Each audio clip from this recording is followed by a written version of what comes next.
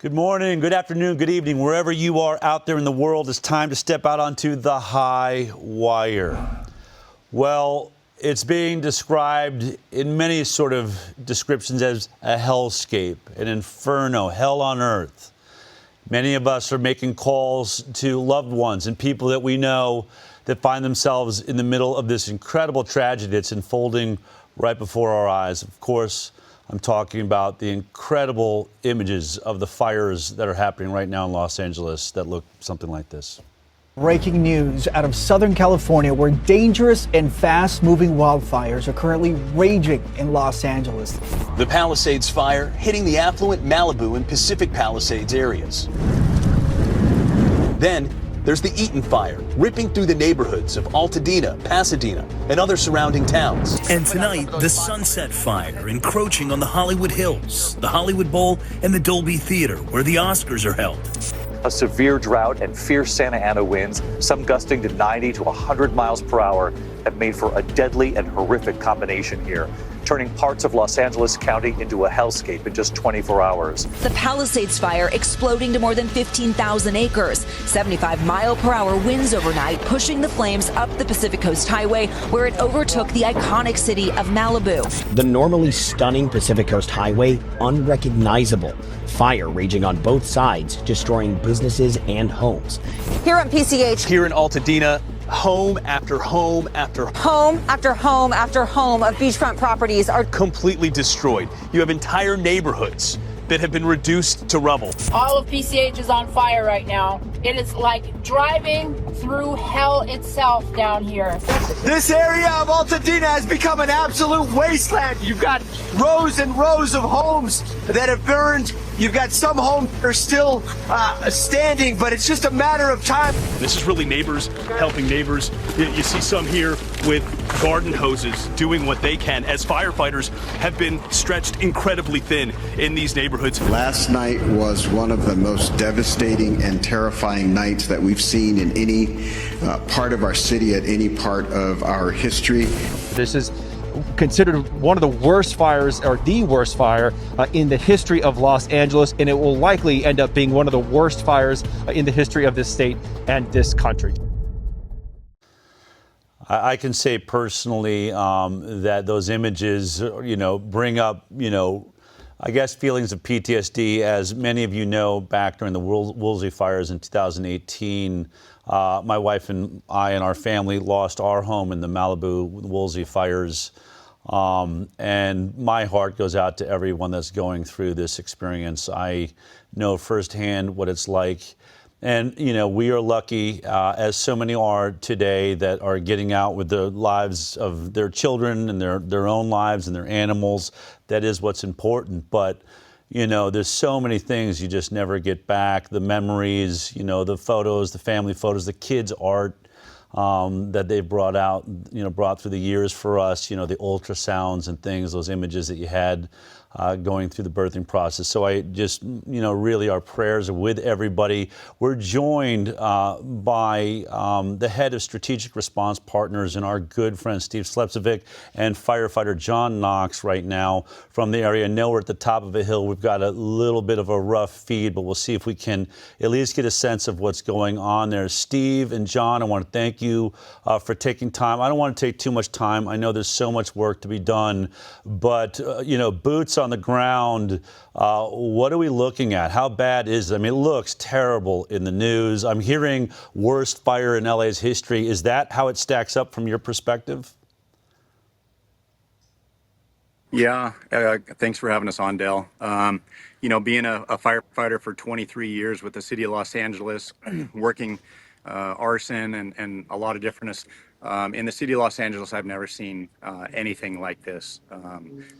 Back in 2011-12, we had a serial arsonist that over a period of a couple of days did about 100 different structure fires. But this is worse from the standpoint as far as loss-wise. There's a lot of issues, a lot of questions to be asked right now as to what's going on. The beautiful city of Pacific Palisades is completely crushed. I mean, it looks like Lahaina 2.0. Wow. there's literally nothing standing but the fire station, which is miraculous as well. And this goes from Santa Monica, basically the edge of Santa Monica, all the way up to into Malibu. So it's looking at about 17,000 acres just for, as of right now, for the Palisades fire. There was a lot of issues with dry hydrants. There's a lot of questions as to why that is. We should never have City of Los Angeles Department of Water and Power. From leadership aspect to me, is a complete to allow this type of tragedy to happen. Steve, you were out there in Lahaina. You have been through fires. You go to disaster areas. From your perspective, how does this? Are there similarities to what you saw in Lahaina? And how much containment are we looking at right now? I mean, you're looking at, this is like 100 Woolsey fires wrapped up into one. The breadth and the depth of this damage is so widespread, complete neighborhoods completely destroyed. What's going to happen is that when people wake up and start to realize that there's coastal commission issues on permitting, when they realize that getting back on the property, there's toxic ash and all types of carcinogens that are part of the ash. So it's important that people know how to reapproach these properties, having their insurance policies properly reviewed, making sure they put security on it, and that they have a hazmat team that removes any valuables from one secure location on a chain of custody to another secure location.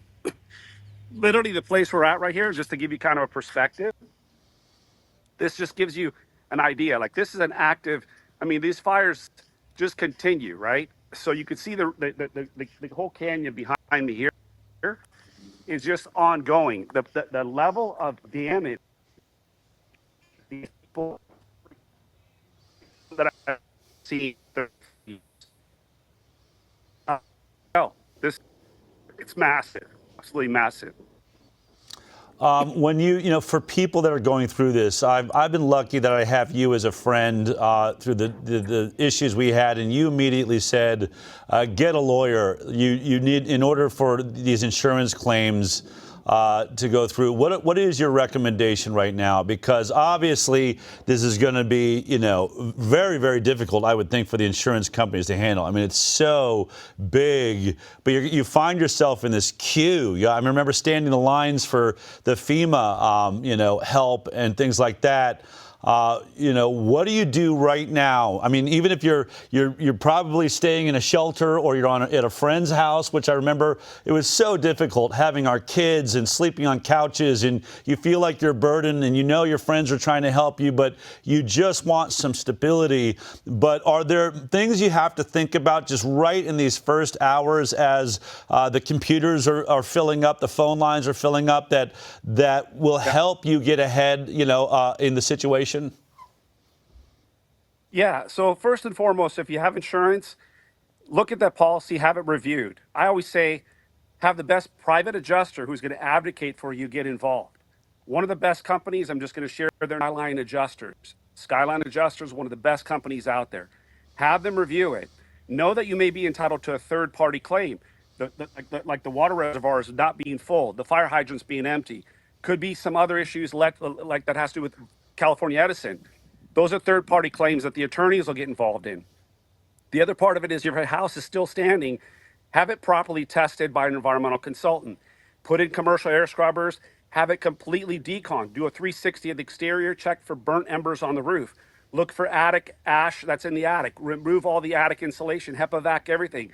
Wipe all the walls down. Have the electronic restoration inspected. Have your contents that are soft good properly done by a professional restoration contents company that can actually ozone the stuff. And then before you put it back into a contaminated house, have the environmental consultant do exit testing.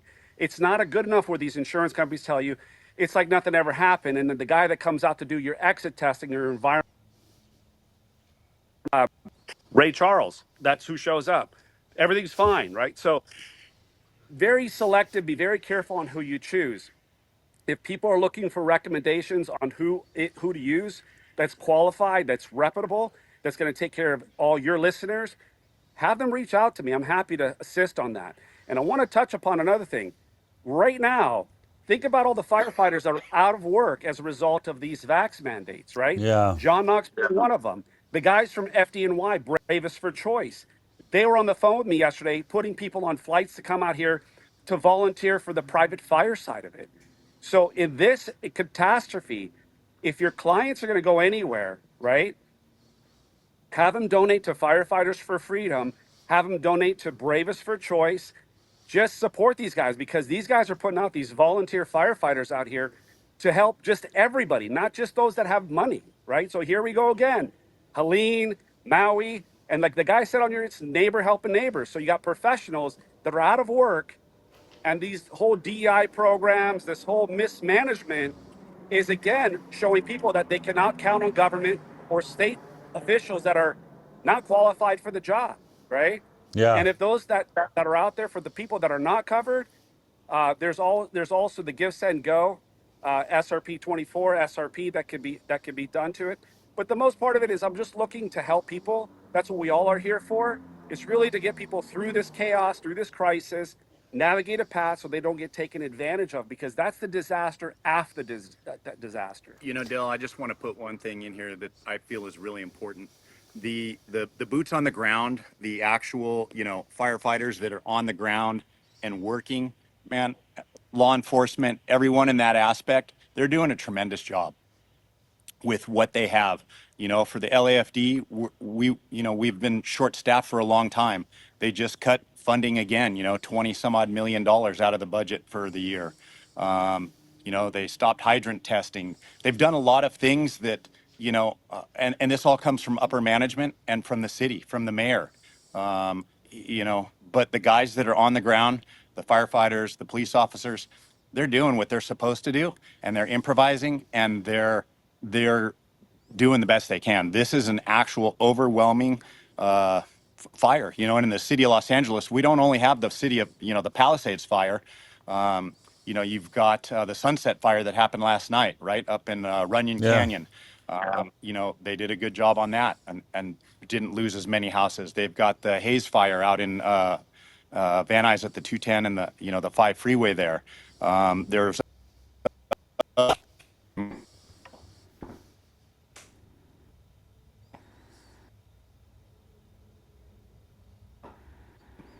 Yeah, we're looking at footage right now as we're trying to get the signal back. Yeah, I mean, we're hearing reports of it being too windy early on for the aircraft to fly. It looks like the wind has calmed down as we're speaking with Steve Slesvig and John Knox. It looks like we have them back. Hey guys, I want to play one of the interviews of Gavin Newsom by Anderson Cooper in the middle of this fire and just ask you a couple questions really quick. Let's take a look at this. What is the situation with the water? Obviously, in Palisades, ran out last night in the hydrants. I was talking to the firefighter on this block. They left because there was no water in the hydrant here. The local folks are trying to figure that out. I mean, just when you have a system that's not dissimilar to what we've seen in other extraordinarily large-scale fires, whether it be pipe, electricity, or whether it just be the complete overwhelm of the system. I mean, those hydrants are typical for 2 or 3 fires, maybe 1 fire. You have something at this scale, but again, that's going to be determined by the local. I mean, there, I don't know if you could hear, but Gavin Newsom is basically saying the locals are going to have to figure out why there was no water in the fire hydrants. John, when we went through the Malibu fires, this is exactly what we had there. Within hours, no water in the fire hydrants. As a resident in Malibu, you pay for a fire line, very expensive actually, just to make sure there's water there. And once again, we see that there's no water in these fire hydrants.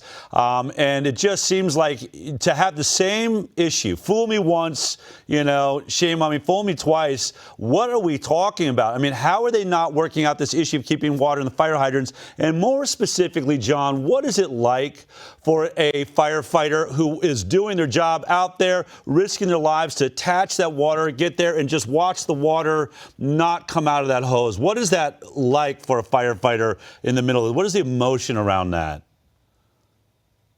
Yeah, you broke up some, you know, we've got bad reception, but off of your last question there, it's actually terrifying. You know, you're tasked to do a job, and when you get out there and you attach to a hydrant and you're expected to, protect these structures, people's livelihoods, and you don't have water, that's a problem. Now you're in a and one of the things we don't want to do is take victims to victims, right? And so again, this goes back to poor leadership, poor city planning. It's not like anybody knew that city of Palisades was in a heavily, brushy area or whatever. And so, I'm hearing different things, that the tanks weren't filled, that we lost electricity. Well, if we lost electricity and that caused an issue because they're on pumps, why isn't there a backup system? There's a lot of questions that need to be asked, and somebody really needs to press the mayor, the Department of Water and Power, the fire chief. Why weren't hydrant testing done in January like it is every year? They said because of budget cuts, but we don't spend extra money on that. We do that every day at the fire station throughout the month of January. So there's a lot of unanswered questions, and why the money is continually being rerouted to the homeless situation here in Los Angeles. And yet the homeless situation continues to get worse.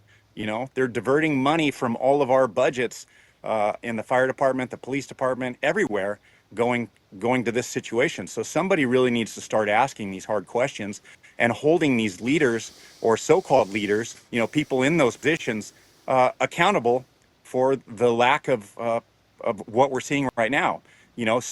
Services that these taxpayers are paying for, right? Water systems that should be working. You've got Water and Power saying, well, it's not designed to do that. Well, that California has been prone to wildfires. Why aren't we upgrading it? Why aren't we doing, things that need to be done for critical infrastructure? A lot of questions. Well, look, I don't want to hold you guys up. Yeah. Go ahead. I think we cut out. I really want to emphasize that the boots on the ground, the firefighters, the police officers, what they're doing is tremendous.